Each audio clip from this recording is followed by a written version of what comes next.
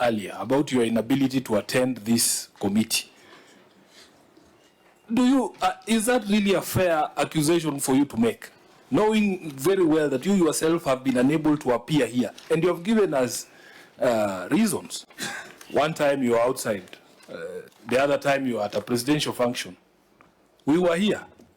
Is it fair for you to say that we should have done things that you know you contributed to our inability to do? Chair, that will not be fair. Agreed. But the question is, Chair, apart from where at the Senate as it is, that it did not receive this report on time as required by the Constitution, could we cure? That's the question, Chair. Again, I want to... Okay, let me ask you, Governor. When did you submit your financial statements to the Auditor General? It must have been submitted on time, Chair. No, it's not a speculation, because you guys are prepared with the facts. Yeah. What is the date on which you presented your financial statements to the Auditor General?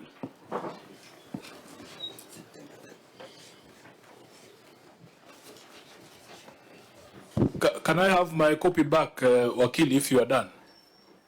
Chair, I'm told 30th September. Where are you reading that? Can you prove it? Can you prove it? I can ask my people, because the people submit under the Auditor General. The financial statement that was tabled in Parliament indicates that they were prepared by your team on 10th of January 2024. 10th of January. Now, Wakili, since you are a smart Wakili, what is your constitutional responsibility as an entity that receives public funds? Before you accuse the Auditor General of sleeping on the job. This was submitted on 10th of January 2024. What is the constitutional responsibility of the entity before you shift the blame? Well, I'm not shifting blame. What is the constitutional responsibility of the entity? You're supposed to account. And you're supposed to prepare your financial statements within what duration?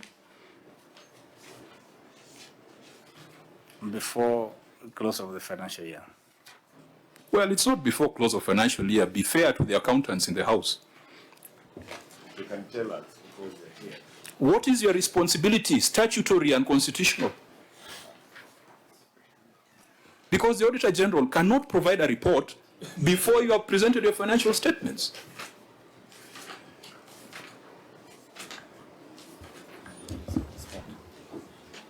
The financial statements are supposed to be submitted by 30th of September.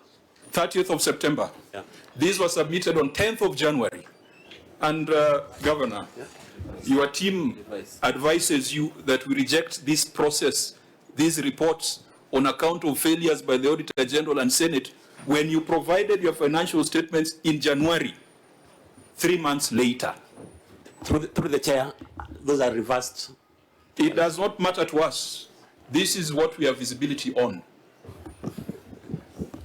But Mr. Chairman, 10th of January 2024. The Auditor General has struggled to bring financial statements to Parliament in less than a month. In less than a month, when the